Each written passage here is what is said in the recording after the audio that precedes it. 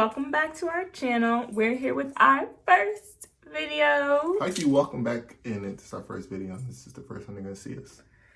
Welcome back.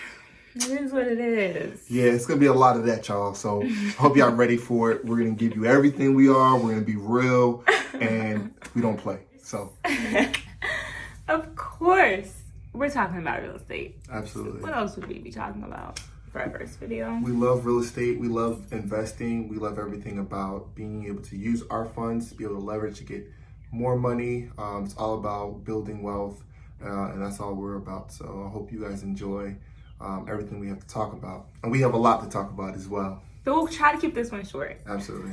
So let's get right into it.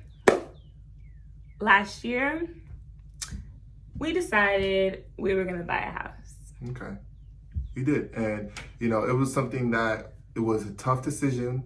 There was a lot of factors that were weighing into our decision, but we ultimately wanted to be able to start our journey as young Black professionals.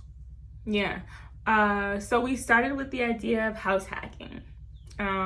We knew we wanted this house to be an investment property. Absolutely. So house hacking is the best of both worlds. Absolutely. Now, can you explain to them what house hacking is for those that don't know, Erin? Yeah, sure.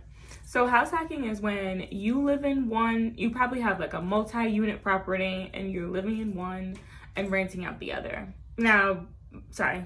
No, go ahead. Now, by renting out the other unit, that rent is paying for your mortgage and you're living rent-free.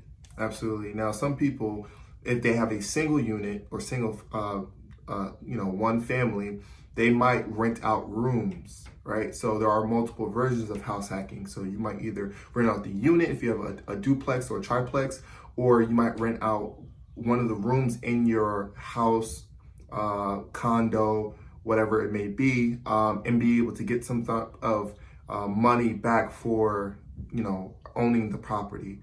Right. And we knew we wanted to do something, but, we played around with the idea.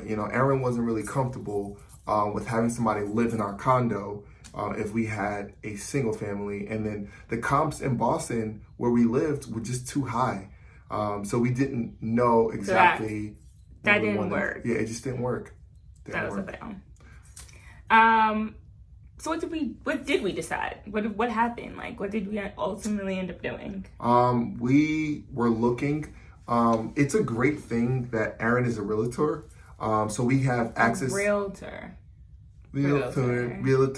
whatever. Y'all know what I'm talking about. Erin is a realtor. I am. In the Boston market in Massachusetts. So we were able to look at different properties that were on the market. We were able to look at a couple properties off the market. And we decided that we were going to take our talents elsewhere. And we bought a house outside of where we live. Yeah.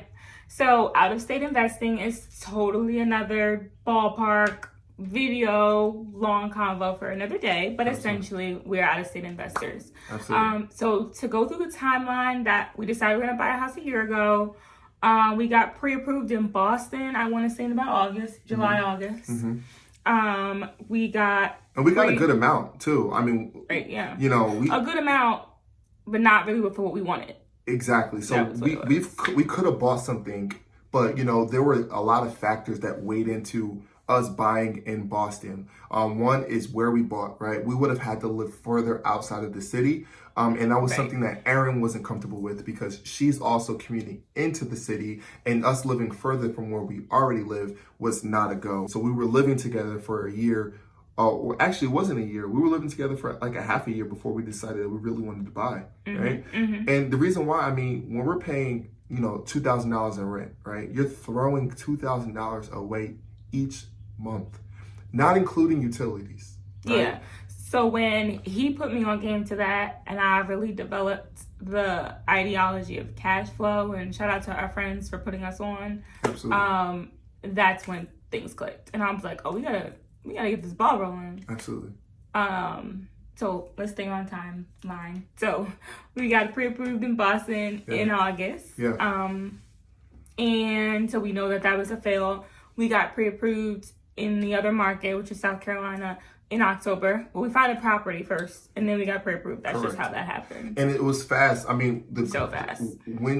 Because we had to move on that. We had to move. The apartment was in bad condition when we got it. It needed, definitely rentable. It was because rentable. We did inherit it with the tenant. Correct. We'll talk about the plus sides of that later. Correct, but it was in bad condition. The floor needed to be ripped up. We needed new carpet because there was a cat in there, and cats spray a lot, so it did smell like cat urine, and that's a problem.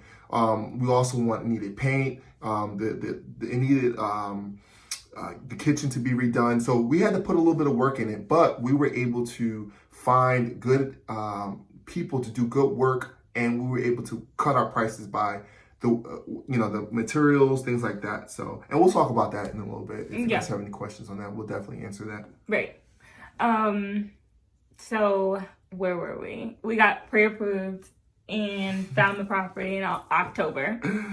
Man. And our offer got accepted on the spot. We knew that there was already equity in the home. It was our first time. We were a little nervous. We're not gonna lie. We should have offered a lot lower and worked our way down. But we already had somebody in. It was positive cash flow. We did the numbers and it worked. Because of the amount that it was so low, we had to put money into it, right? Because it's an investment property. But at some point the banks will not lend to you when the ratio is too low. So we had to make sure that it was something that we can get funding for. Right. So that's important to know. That is. And essentially, so from October, we were with one lender that didn't work out. So we went with another lender over the holidays, which was like into Christmas. Yeah. And we ended up closing on our property on January 3rd, 2020. Absolutely. There's perks with closing in the beginning of the month. So we waited from like that end of Christmas to January. Talk about those perks, man. Well, you know what? I'll do it. So the reason why we wanted to close in the beginning of the month rather than in the middle or the end of the month is because if you close in the beginning of the month, you have entire month to you get 2 months to have no mortgage. So if we closed in January, our first mortgage payment was actually in March. March 1st was our first mortgage payment. So we were able to collect rent in January, collect rent in February, which gave us 2 months of rent to be collected. And then March is our first payment when we collected rent again. So we were strategic in how from RIP on what we did. We did a lot of research, before we purchased this house. And it was crazy because they were trying to pressure us to close in December, but we did not. We wanted to make sure that we closed in January so we get 2 months of free rent instead of 1. Yeah. So there's so many hacks. We'll talk about a lot of different hacks, but Absolutely. This is just to culminate everything that we did with our first property. Like, we're in the game and we're happy. We're excited. And to put it all together, we just re-rented our unit yesterday to new tenants. Mm-hmm. And that's a whole exciting feeling inside in itself. Mm-hmm. What do you? Yeah, so the reason why we re-rented it, we were able to get the person out of the apartment, have them pay us to let them out their lease, get the apartment cleaned up, refurbished, Yep. Raise the rent $100. Correct, and we got a new person in. So, we're always looking to make money and be able to do the right thing and help people out. We're excited about our new tenants. We are. And we vetted them hard. There was things that we did not tolerate, especially during this time. It's COVID-19, so a lot of people are losing their houses. So we wanted to make sure we got the right person in that had a job, it was stable, and that there were essential workers, right? So that they can be able to live and make sure they can be able to pay the rent on time. Right. So from all that, we know it's about repeating, and we are always on the prowl for the next deal. Absolutely. Deals come our way all the time. Not everything is a good deal. The most important thing is to not let people rush you into making a decision. It's your money. It is your money. It is your credit. It is everything that you're putting into this apartment or this condo or this multifamily unit. Be strategic about how you operate and do not let anybody force you or rush you to making decisions. I like that as a little wrap up, babe. Absolutely. That's that. We're in the game. That's our first property. Brought you up to speed to today. and you'll see what's going forward. Absolutely. So guys, stay tuned, like, subscribe, and follow our page. We'll see you soon. Bye.